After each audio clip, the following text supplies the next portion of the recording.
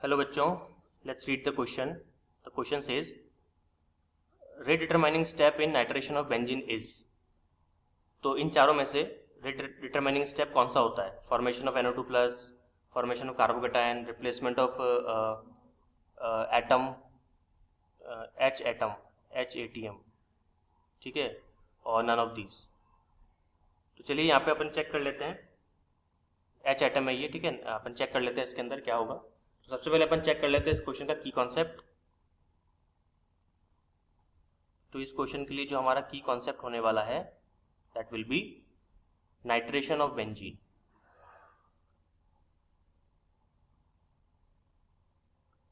Nitration of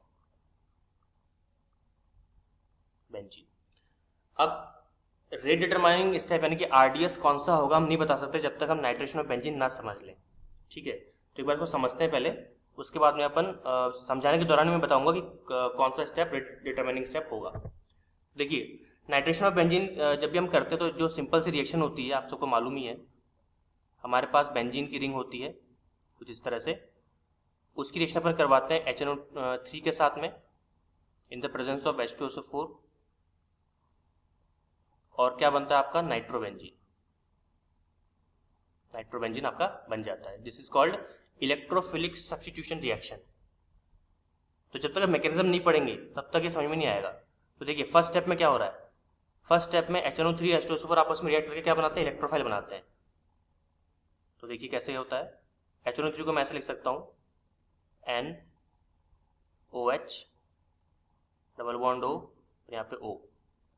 अब आपको पता है कि OH जो है वो H प्लस को अट्रैक्ट करेगा. H प्लस कहाँ से आया, तो यहाँ पे H प्लस कहाँ से आया, H प्लस आएगा आपका H2SO4 से. तो सबसे पहले OH जो है ना H प्लस को इलेक्ट्रॉन दे देगा. तो क्या मिलेगा आपको, देखिए N डबल बॉन्ड O, यहाँ पे कोऑर्डिनेट बॉन्ड O, O पहले से H था ही, एक और H जुड़ गया और O पे आ गया पॉजिटिव चार्ज.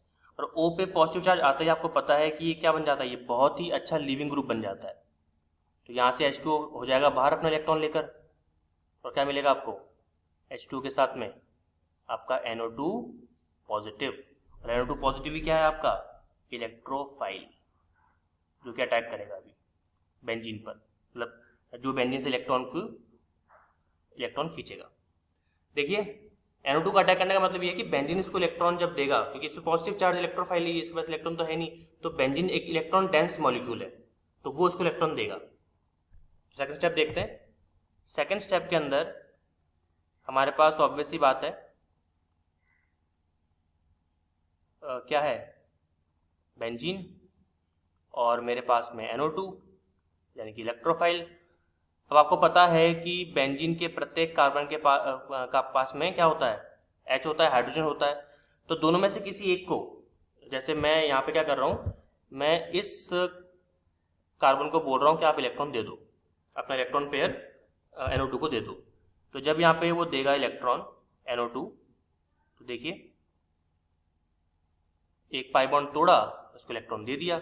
अब इलेक्ट्रॉन तोड़ते ही इस वाले कार्बन पे क्या आ जाएगा, पॉजिटिव चार्ज.